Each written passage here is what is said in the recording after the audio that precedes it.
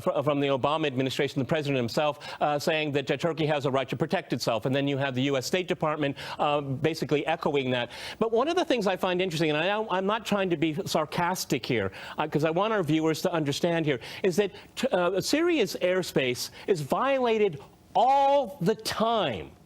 And when and nobody cares about that. The U.S. never mentions that. Western media never mentions that this country is being bombed by outside forces that were never invited. They're a violation of its sovereignty, of the very basic ideas of international law. And that, if you like the regime in Damascus and you like Assad or not, it's all immaterial. It's not here nor there. And this is one of the fundamental problems that we face in resolving this crisis, because there's so much duplicity on who has the right to do what and who can defend themselves against outside pressure. And Russia doesn't have to go to Calvary for Mr. Assad, but it does go to Calvary for sovereignty. Go ahead.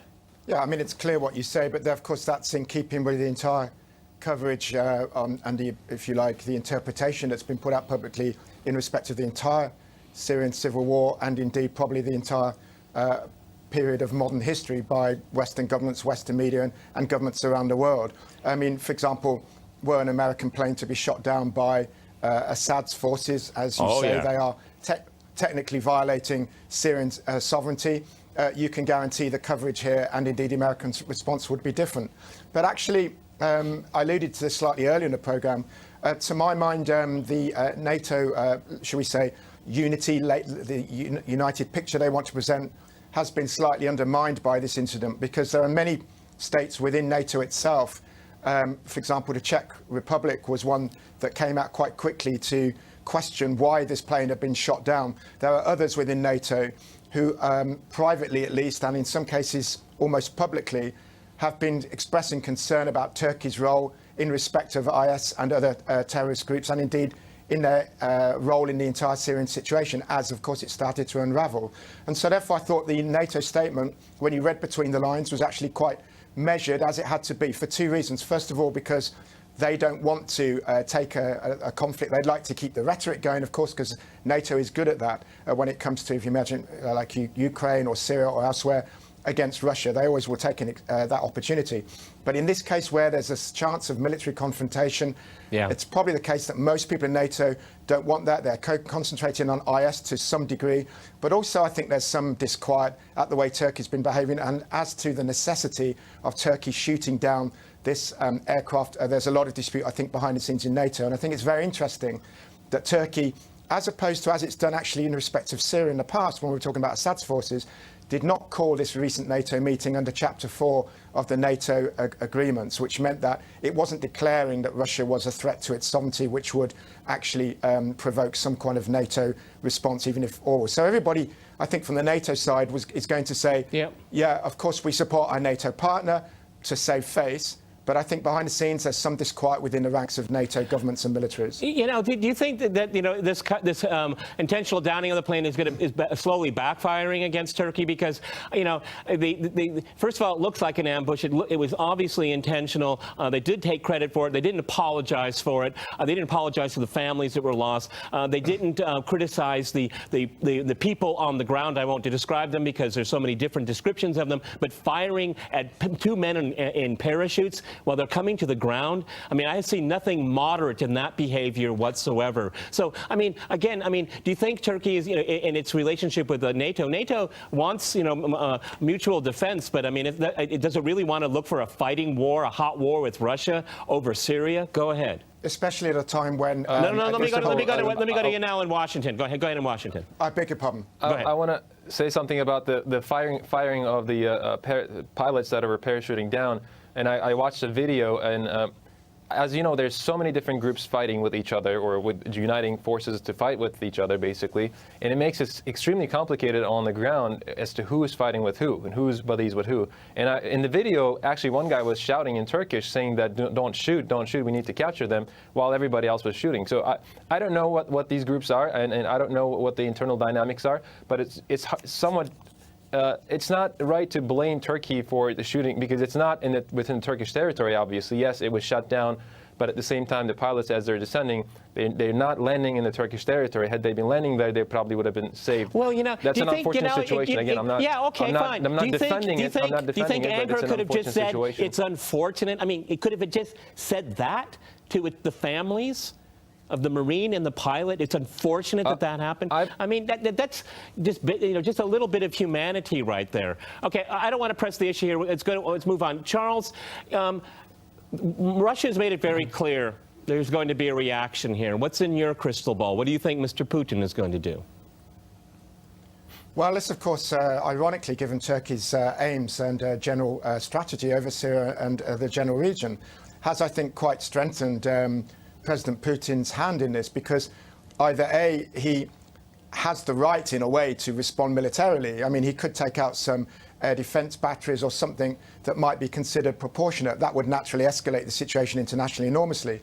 He's more likely, of course, to show some humanity, some statesmanship behavior, and this will, of course, enhance his, shall we say, his reputation, certainly in the West, and I think internationally, as a man who can hold his cool. He's well known for that anyway, and someone who will actually act in a statesmanlike way and accept that these problems happen, but will, of course, exert some sort of price on Turkey. And I think that's going to happen in terms of economic issues, in terms of, for example, tourism being stopped, in terms of high-level meetings between the military, etc., being put on hold. I would make a point, actually, that perhaps I could have made earlier, but that's in respect of violations of airspace and how countries will react to that. I mean, it's almost inconceivable, it's almost impossible to imagine that with the very high intensity, for example, US airstrike campaign over the last 14 months in Syria. Note, I'm not saying that it's been highly effective, I'm just saying the campaign has been intense in terms of the number of air sorties flown. I think it's almost certain that well before Ankara gave permission, only belatedly, to the US using its airspace, that similar violations were taking place. And of course, it would have been unthinkable that a US plane would have been shot down in the same circumstance. And I think, therefore, that has to be brought into the occasion as to why Turkey's done this, to send a message and so on. Let me just quickly just add one thing. Even in The Guardian, I note, which is far from being pro-Russian, pro-Soviet, pro-Putin, and certainly far from being pro-Assad, what we've seen there over the last couple of days, headlines like, "Is Putin right to say that Turkey's been assisting IS?" And you read the article, they come to the conclusion Putin is right on this over Turkey's behavior over the last 4 years. Okay, you know, I mean, when Putin addressed the United Nations General Assembly, it was ridiculed by many in Western media. They didn't even, I don't even think they even listened to it or read it afterwards. They just ridiculed it. But he came out with a very clear plan in fighting terrorism in Syria. And you know what? He's done exactly that. He's a man of his word, even if you don't like his words. And you know, why can't Turkey and Russia work more closely together if Turkey indeed wants to fight terrorism, IS and other groups in Syria? Why can't they work closer together instead of being at odds with each other? Because I don't see this bilateral relationship being fixed for a long time. Go ahead. Well, that's $1 million question, Peter. Obviously, that should be the goal. Now, Turkey, as is bordering Syria and dealing with this issue for the past 5 years, you would think that they would get together and discuss and figure out a way to deal with this issue that has been bothering Turkey. And it's interestingly enough, for 2 weeks ago, when G20 was taking place in Antalya, these leaders got together. And they talked about ISIS, they talked about issues, terrorism-related issues. You would think that they would be cooperating on these issues and coming up with an agenda or plan as to how to work together to eliminate ISIS, basically degrade and eliminate ISIS within time. But unfortunately, it looks like the meeting, from that perspective, was not really successful, because what has happened now, this is an indication of that. But that shouldn't mean that there's no room to work together. Turkey, even though this unfortunate event took place, I think Turkey will continue to press for ISIS, elimination of ISIS from the region. Again, as a neighboring country, Turkey has been affected by ISIS. There are so many civilians that were killed as attacks from the army. Turkey has lost quite a bit, actually, in terms of its economic relations with Syria and Iraq. In other countries in the region, and all kinds of other a lot of people would say, a lot of people would say, I'm afraid, I just have to say that the obvious here, that's self-inflicted. is that Turkey's attitude towards Syria has been so erratic, and it has not worked as a team player. It expects NATO to pull its chestnuts out of the fire when it gets frustrated.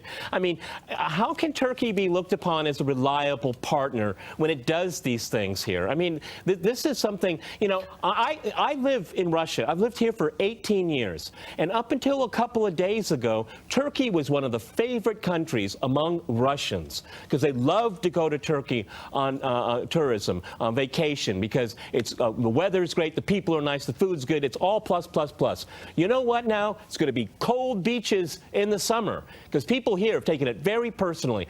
Vladimir Putin said they were stabbed in the back, and that's the general feeling here. And that hurts the bilateral relationship a lot. People to people counts more than most people think. I'm sorry to address this, but go ahead, Yenal, in Washington. No, I agree. I agree. People are upset from both sides. Turkish people are concerned because, as Charles indicated, Turkey benefits from Russian economy a great extent. I have my numbers here. 55% of the natural gas comes from Russia. 35% of petroleum. Tourism numbers, as you indicated, a lot of Russian tourists choose Turkey as a tourism destination.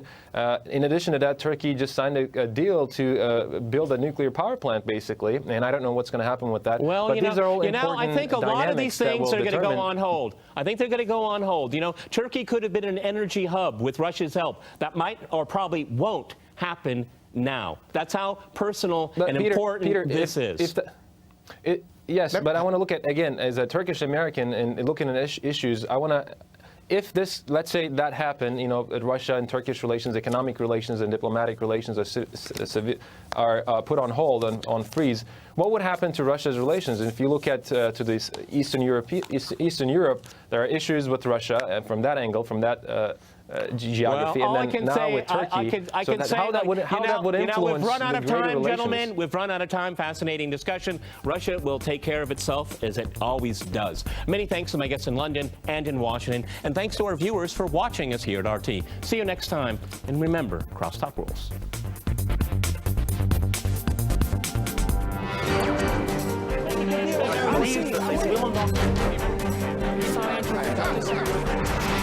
I love you.